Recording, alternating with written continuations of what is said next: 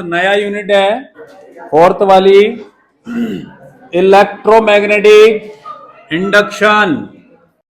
दोनों मीडियम में याद होना चाहिए, अभी भी बैठने की व्यवस्था नहीं हो रही है। पहला यूनिट हमें क्या बताता है? आवेश स्थिर अवस्था में है, जिसमें हमने उसकी घटनाएं पढ़ी।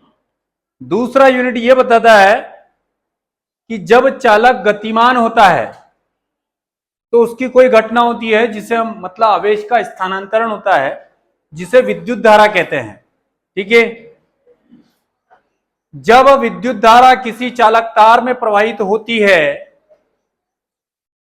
तो उस चालक तार के आसपास जो प्रभाव उत्पन्न होता है उसको क्या बोलते हैं? धारा का चुंबकीय प्रभाव, जिसकी खोज किसने करी?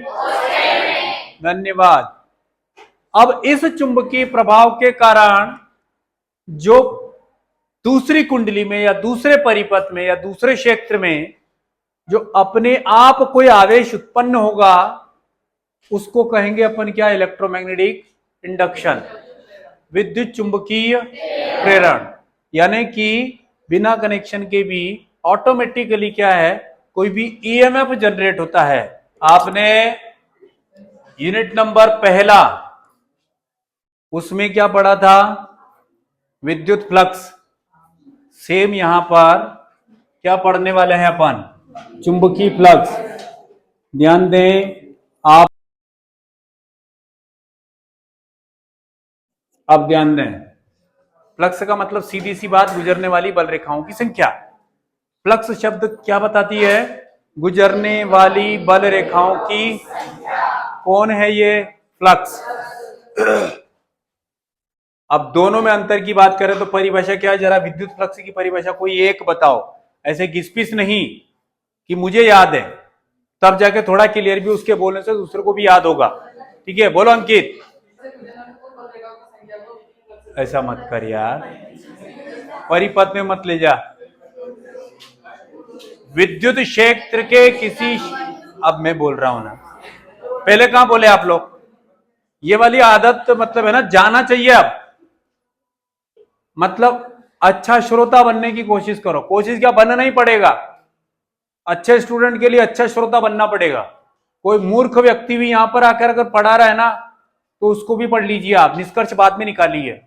सही पढ़ाया, गलत पढ़ाया, कैसे पढ़ा रहा है, क्या है, वो बात की बात है। हर व्यक्ति कुछ न कुछ सिखाता है, चाहे वो कैसा भी एक्शन कर रहा हो या उसका कैसा भी प्रोनाउंसिएशन हो। तो आप अच्छा श्रोता बनने की कोशिश करिए सबसे पहले। सही है सत्यम? क्या बनने की कोशिश करेगा? देखिए, विद्युत क्षेत्र के किसी क्षेत्रफल से लंबवत गुजरने वाली कुल बल रेखाओं की संख्या को कहते हैं विद्युत फ्लक्स। अब यहां विद्युत शब्द की जगह सिर्फ आ जाएगा चुंबकीय शब्द, और सब कुछ वही रहेगा कि चुंबकीय क्षेत्र के किसी क्षेत्रफल से लंबवत गुजरने वाली कुल बल रेखाओं की संख्या चुंबकीय फ्लक्स हो गया। अब फॉर्मूले में अंतर देख लीजिए आप। फ्लक्स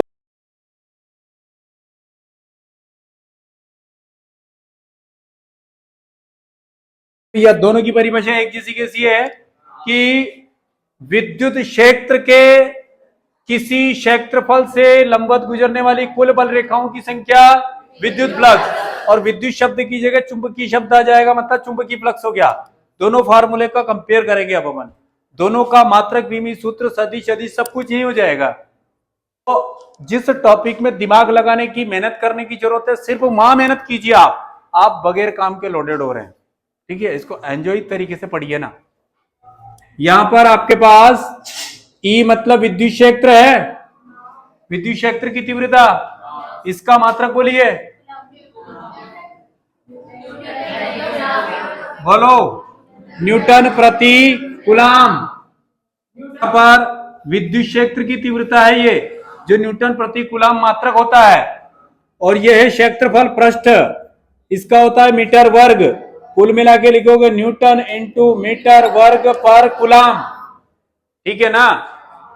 अब यहां पर देखिए आप, ये हमारे पास बी यानी कि चुंबकीय क्षेत्र की तीव्रता, जिसका ऐसा ही मात्रक होता है टेस्ला, और ये है हमारे पास क्षेत्रफल एरिया, इसलिए होगा ये मीटर और वर्ग। टेस्ला इंटू मीटर वर्ग किसका मात्रक हो गया? चुंबकीय फ्लक्स का। यहां पर चुंबकीय क्षेत्र की तीव्रता का एक ऐसा ही मात्रक नहीं है, और भी है। क्या? अब यहां पर चुंबकीय क्षेत्र की तीव्रता का केवल एक ऐसा ही मात्रक नहीं है, यहां पर यह होता है न्यूटन प्रति एम्पियर इंटू मीटर भी होता है, और ये मीटर स्क्वायर यहां पर, इसको आप एक मीटर को एक कैंसिल करोगे ना, तो ये मिलने वाला है न्यूटन इंटू मीटर पर एम्पियर। तो भैया आपके पास न्यूटन इंटू मीटर स्क्वायर पर कूलाम विद्युत फ्लक्स का, न्यूटन इंटू मीटर पर एम्पियर चुंबकीय फ्लक्स। विमी सूत्र की बात कर लेते हैं, ठीक है। अब यहां पर आपके पास न्यूटन यानी कि एम एल टी माइनस में 2, सुने, मीटर यानी कि एल की घात 2, और कूलाम को 80 लिखते आ रहे हैं अपन, मतलब होता यही है। यहां पर न्यूटन है आपके पास, न्यूटन का वापस से एम एल टी माइनस में ट्वाइस, और मीटर यानी कि आपके पास एल, और ये एम्पियर है। इसको सॉल्व करेंगे आप, एम यहीं पर, एल 1 और 2 मिलकर एल की घात कितनी हो गई? टी माइनस 2 है, और ये 1 ऊपर जाएगा तो -1 और -2 मिलकर -3। टी माइनस में कौन हुआ? और ये a का पावर 1 है, ये ऊपर की साइड जाएगा माइनस में, ये चीज हो गई है। ये विद्युत फ्लक्स का विमीय सूत्र है। ऐसे ही आप चुंबकीय फ्लक्स का लिख सकते हैं, एम यहीं पर, एल 1 और 1 मिलकर आधार समानों खाते जुड़ती है, ऐसा पढ़ते आ रहे हैं अपन। टी माइनस में 2 और a की पावर 1 है तो -1, दोनों के विमीय सूत्र में कंपेयर कीजिए आप, क्या है? 3 - 3, 2 - 2, -1 -1। अरे करेक्ट है ना? दोनों का कंपेयर में आराम से याद होगा, चुंबकीय फ्लक्स विद्युत फ्लक्स। तो फ्लक्स शब्द क्या बताता है? गुजरने वाली बल रेखाओं की संख्या जो लंबवत गुजरती है किसके? इन शॉर्ट बात कर रहा हूं, विद्युत फ्लक्स हो या चुंबकीय फ्लक्स, क्या इसकी अगर बात करेंगे तो चुंबकीय क्षेत्र के किसी क्षेत्रफल के लंबवत गुजरने वाली कुल बल रेखाओं की संख्या को चुंबकीय फ्लक्स फाई, और किसका है वो पेयर में बी बताएगा। बी ए कॉस थीटा इसका फार्मूला है। यहां पर इसका जो मात्रक है न्यूटन इंटू मीटर पर एम्पियर, ठीक है, ये वाला इसका फार्मूला, और ये इसका विमीय सूत्र है। इसके कंपेयर में विद्युत फ्लक्स पूरा एज इट इज, यानी कि विद्युत फ्लक्स के कंपेयर में चुंबकीय फ्लक्स आसानी से पढ़ा जा सकता है। और डेफिनेशन क्या है? कुल बल रेखाओं की संख्या, इसलिए ये कैसी राशि होगी? संख्या हमेशा क्या होता है? नंबर क्या होता है? हमेशा स्केलर क्वांटिटी होती है, अदिश राशि होती है। सही है मनीषा? अब ये कब अधिकतम और कब न्यूनतम होता है वो चीज अपन बात करते हैं। ये वाला क्वेश्चन पूरा आप डील करके आएंगे, क्योंकि इसके जैसा पढ़ चुके हैं आप। अब ये कब अधिकतम और कब न्यूनतम होगा वो चीज डिस्कस करते हैं। यहां हमारे पास एक पार्ट है विद्युत क्षेत्र, एक पार्ट है क्षेत्रफल, और एक पार्ट है उससे निकलने वाली बल रेखाएं। 3 पार्ट हैं। इन तीनों पार्ट में एक दूसरे से कैसे, यहां मान ली जाए एक आपके पास ये कोई क्षेत्रफल, एक आपके पास ये कोई क्षेत्र है, यानी कि नीचे वाला अगर आपके पास क्षेत्रफल बात करी है तो ऊपर वाला वो क्षेत्र है जिससे बल रेखाएं होकर गुजरेगी। अब ये विद्युत क्षेत्र है, ये कोई एरिया है। अब ये दोनों एक दूसरे के कैसे हैं? एक दूसरे के कैसे हैं? ये समांतर हैं। ये दोनों एक दूसरे के कैसे हैं? लंबवत है, ठीक है। अब जो बल रेखाएं हैं वो बल रेखाएं इन क्षेत्र के एक दूसरे के लंबवत गुजर रही है, ये हमेशा ही लंबवत रहेगी। ये चीज हो गई है। यहां पर हमारे पास क्या होगा कि कोई भी जो बल रेखा है क्या इंटीग्रेट कर रहा है, बल रेखाएं। तो मुझे यूं बताइए कि ये बल रेखाएं इस नीचे वाले क्षेत्र के और ऊपर वाले क्षेत्र के लंबवत है कि नहीं, और ये दोनों क्षेत्रफल एक दूसरे क्या है, समांतर है। तो कुछ चीजें यहां पर दोनों क्षेत्र यानी कि नीचे वाला विद्युत क्षेत्र, ऊपर वाला वो क्षेत्रफल है, वो टुकड़ा है जिससे होकर बल रेखाएं गुजरेगी। तो अभी फिलहाल कंडीशन में दोनों क्षेत्रफल एक दूसरे के समांतर है और ये बल रेखाएं एक दूसरे के लंबवत हैं। ठीक है, यहां पर जो बल रेखाओं की और इसकी जो बात कर रहे हैं अपन, कब अधिकतम और कब न्यूनतम होगा, ये फार्मूला आपके पास है। इस फार्मूले में कॉस थीटा का मान अगर 0 रहे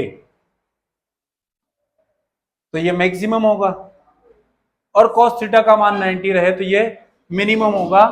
इसको करके देखते हैं। यहां पर सिंपल में क्या फार्मूला हमारे पास, फाई बी बराबर बी ए कॉस थीटा। यहां पर कोण किन दो राशियों के बीच में बन रहा है, किन दो क्वांटिटी के बीच में बन रहा है एंगल, विद्युत क्षेत्र और क्षेत्रफल के। कोई भी टुकड़ा ले रखा है, क्या हो गया, थीटा बराबर 0 डिग्री, तब यहां पर फाई बी बराबर क्या हो जाएगा, बी ए और cos 0 का मान 1 हो गया ना। अब यहां लैंग्वेज लिखनी है आपको, अर्थात जब विद्युत क्षेत्र क्षेत्रफल के समांतर होगा तब उससे गुजरने वाला विद्युत फ्लक्स का, चुंबकीय फ्लक्स का मान अधिकतम होगा। दूसरा केस देखें आप, बिल्कुल इसका जस्ट उल्टा। ये केस आपके पास second, if the theta will be 90 degree then it will be minimum. Phi B बराबर 0 हो जाएगा ना, cos 90 का मान 0 होता है, तो ये आपके पास क्या है, मैक्सिमम, और ये क्या हो जाएगा, मिनिमम। तो लैंग्वेज में लिखना जरूरी है कि जब क्षेत्रफल उस विद्युत क्षेत्र के समांतर होगा तब गुजरने वाले फ्लक्स का मान सर्वाधिक, अधिकतम, और जब वह क्षेत्रफल विद्युत क्षेत्र के कैसे होगा, लंबवत, तब गुजरने वाले फ्लक्स का मान न्यूनतम होगा।